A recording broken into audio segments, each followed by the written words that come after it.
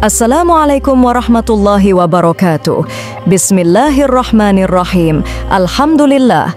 Allahumma salli ala Sayyidina Muhammad.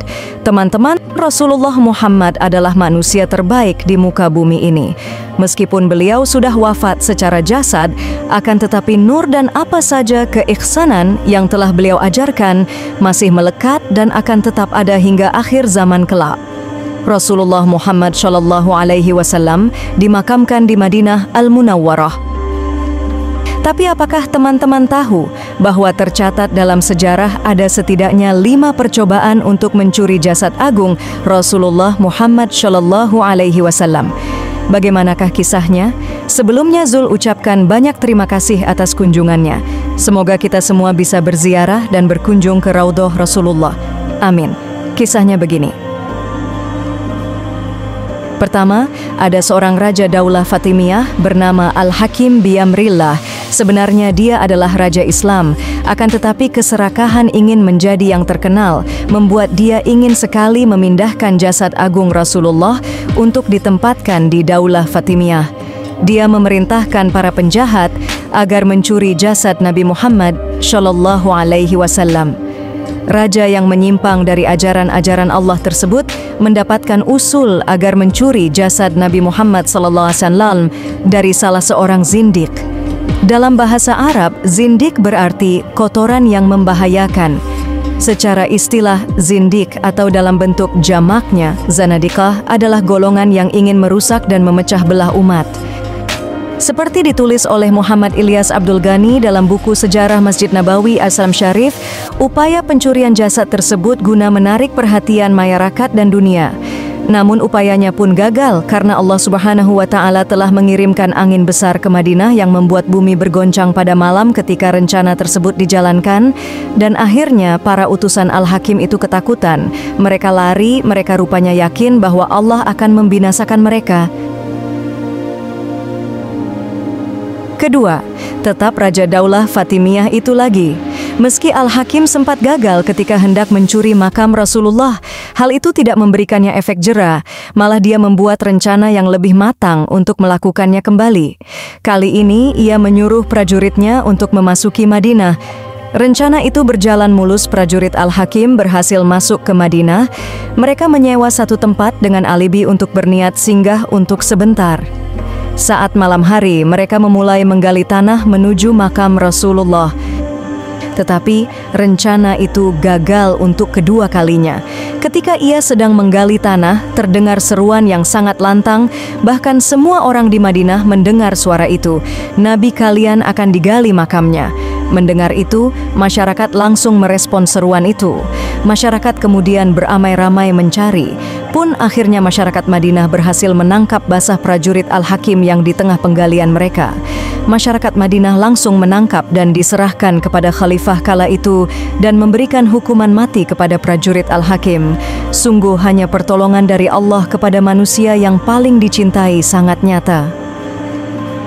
Ketiga, peristiwa rencana penculikan jasad agung Nabi Muhammad SAW oleh penguasa Eropa terjadi pada tahun 1164 atau 557 Hijriah.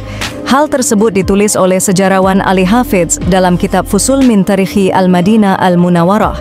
Ketika itu, masa perang salib membuat keadaan umat Islam melemah dan para penguasa Eropa sepakat untuk mencuri jasad agung Nabi Muhammad. Sebanyak 2 orang utusan penguasa Eropa menyamar ketika musim haji untuk mencuri jasad sang Nabi. Mereka menyamar menjadi jamaah haji dari Andalusia. Setelah melakukan pengintaian dan mencari peluang, kedua utusan ini nekat menyewa sebuah rumah di dekat makam Rasul, tepatnya di sekitar Masjid Nabawi, dan membuat lubang dari dalam kamar penginapan untuk menuju ke makam Rasulullah. Namun pertolongan Allah sangat mudah untuk menggagalkan rencana itu. Ada catatan seru, ada seorang raja Mesir yang saleh bernama Raja Nuruddin Zanki. Beliau bermimpi berjumpa dengan Rasulullah. Dalam mimpinya Rasulullah menyampaikan, ada 2 orang Eropa, ini dan ini, yang mencoba untuk mencuri jasadku. Terjagalah Raja Nuruddin Zanki. Lalu beliau mengambil wudhu dan melakukan sholat malam. Setelah itu beliau tidur lagi.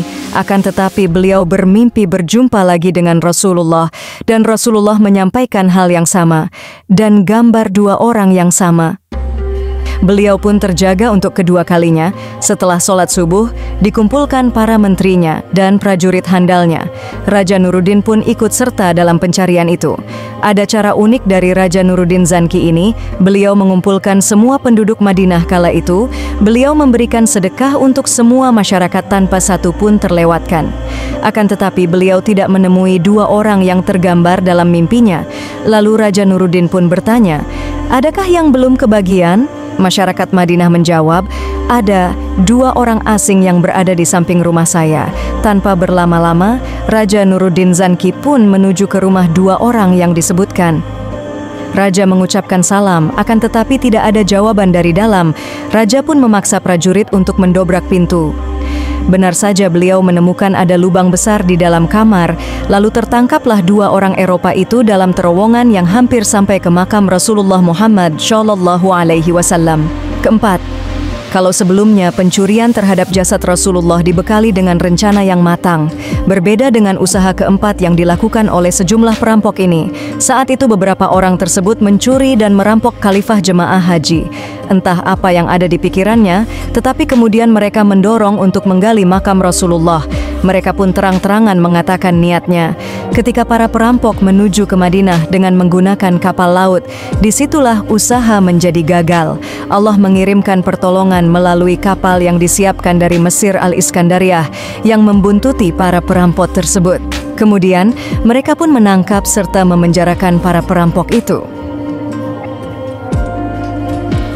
Kelima, orang menggali makam sahabat Nabi. Sebuah kelompok yang beranggotakan 40 orang saat itu berniat untuk menggali makam Abu Bakar Asy-Syiddiq dan Umar bin Khattab yang dimakamkan bersebelahan dengan Rasulullah. Usaha tersebut mereka lakukan pada pertengahan abad ke-7 Hijriah.